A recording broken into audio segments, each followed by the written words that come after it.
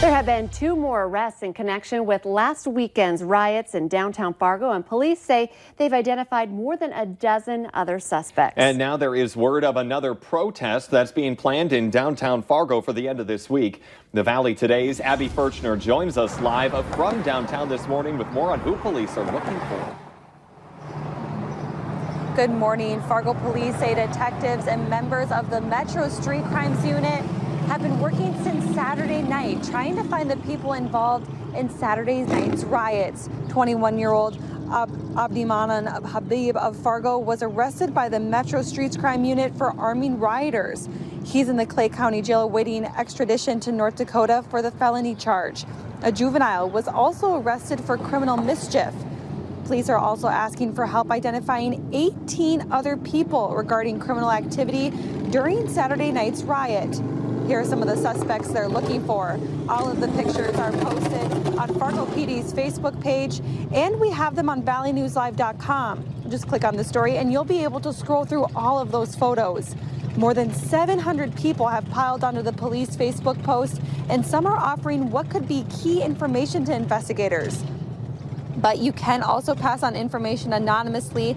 If you have any information as to their identity and or whereabouts, please text a tip to 701-730-8888 or call their tip line at 701-241-5777. But also there is that second march planned here in downtown Fargo on Friday. It's starting at 1 p.m. and going to be in Island Park, and they plan on marching over to City Hall at 1:30. And I know there's a lot of people asking, especially on the Facebook post, is this a good idea after what happened here in downtown Fargo last Saturday?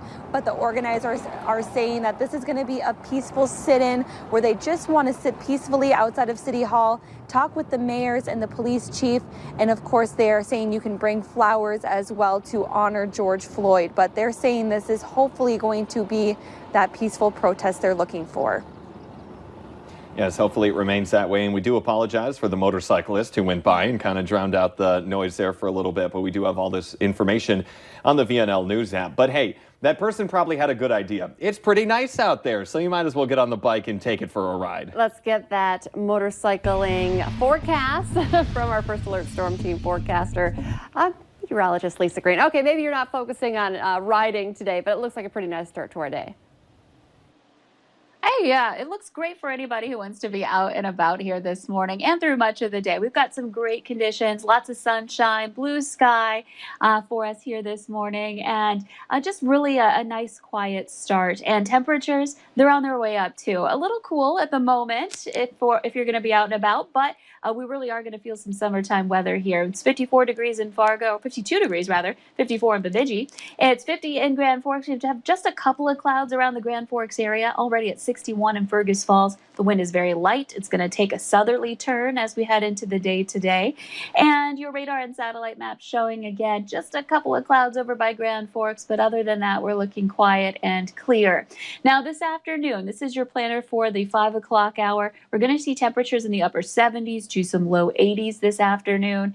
Really nice and mild and warm here with a little bit of light wind out of the south. But notice how we have more cloud cover at that point. We have a chance for some rain and thunder moving in for later today. I would say around this time and beyond, approaching from the west and continuing into this evening. And here's a look at our storm risk. Here's the good news is yes, we have a threat for some storms here, anywhere in that light green color that covers much of the valley, but it's general thunderstorm activity. We're not looking at the risk for severe weather. That's focused more into South Dakota and south and west of Bismarck. So that's something to be glad for today. We need the rain in some areas. We definitely don't want to have those strong storms. And here's a quick look at that hour by hour planner. Heading into the afternoon looking great. 5 o'clock starting to see some of those scattered storms approach and move through here as we head into the nighttime hours tonight and beyond. So by the time we're starting off tomorrow morning, this is cleared out. We're looking at a great start to our Thursday. Heading into Friday as well, temperatures will be into the 80-degree range for the rest of the work week. This weekend, same thing, but we're looking at increasing chances for rain and some thunderstorms and heading into next week. Let's check in now with Devin Fry for the Valley Today's Traffic on the Move.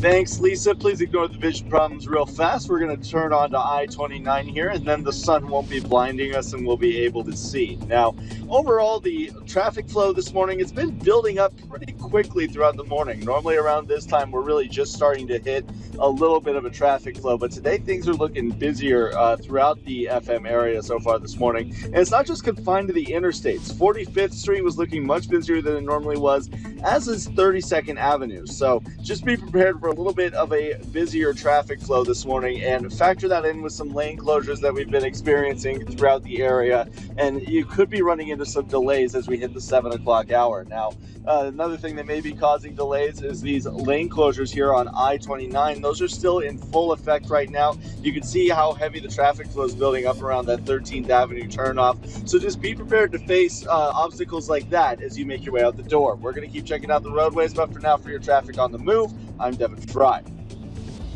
A 17-year-old Minnesota boy is expected to be arraigned on murder charges today after the suspicious death of his 5-year-old brother earlier this week.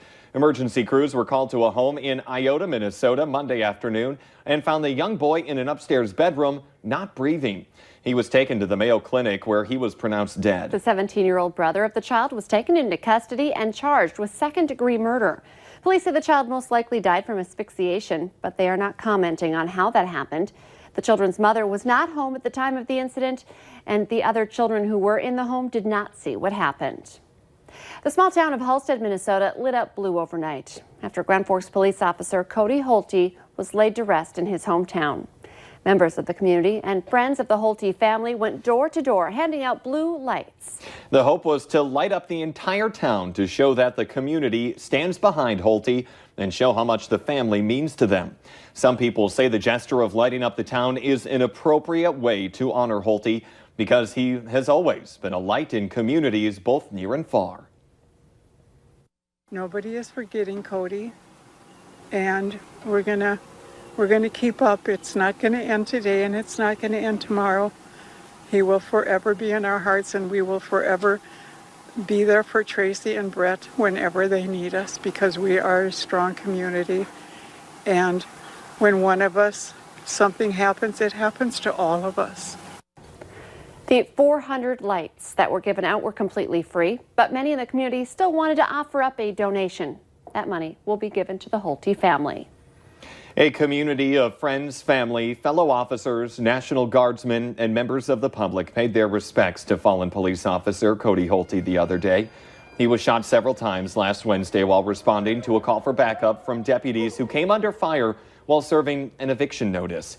Grand Forks Police Chief Mark Nelson said that when Cody was on duty, there was no need to worry. Holte is also remembered as a wonderful husband and father, leaving behind his wife, Amanda, and their young son, Gunnar. We're expecting to find out later today the names of 2 airmen killed Monday at the Grand Forks Air Force Base. Military officials say no suspects are being sought in the shooting and that the airmen who died were the only ones involved in the incident.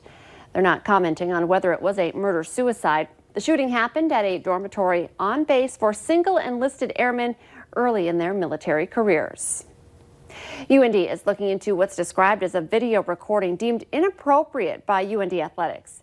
It shows a student athlete who was used in a recent UND Athletics season ticket graphic. The school says it made a mistake featuring that student athlete. The athlete is seen and heard using a derogatory word in a video that's circulating.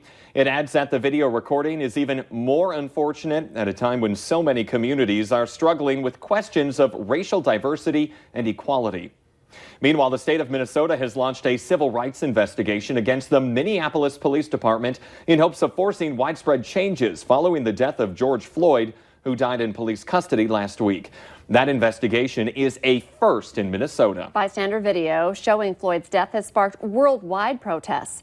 The officer, Derek Chauvin, was fired and charged with murder and manslaughter. 3 other officers were also fired but haven't been charged. We'll learn more about COVID-19 in the Fargo-Moorhead area a little later this morning. A briefing is scheduled for 11 this morning. It will include public health experts from the local level as well as metro healthcare systems like Sanford and Essentia. Valley News Live will be streaming this on our website. You can also find it on the VNL News app.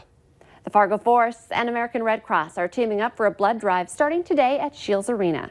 If you're healthy and feeling well, you can schedule an appointment during this 2-day drive. The Red Cross says there is an urgent need of blood donations to prevent another blood shortage as hospitals continue treatments and procedures that were put on hold by the COVID-19 pandemic. To schedule an appointment, just visit redcrossblood.org. Let's get our answer now to our question of the morning on Facebook. Here's today's question. This year, in your house, an average of 3 of these will simply vanish. The answer? Forks.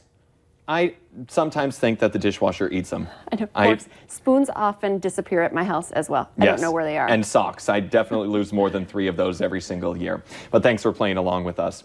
And we here on the Valley today want to thank you for tuning in to watch our coverage. We want to reassure you that we're working hard to make sure you are staying informed during the COVID-19 pandemic. There are several ways for you to do that, including valleynewslive.com, our VNL News app, and also on our Valley News Live Facebook page, all for free with no registration required. The Today Show and CBS This Morning are just about to start, but remember, the Valley Today rolls on. Join us right now for more live up-to-the-minute news and weather on the Fargo CW.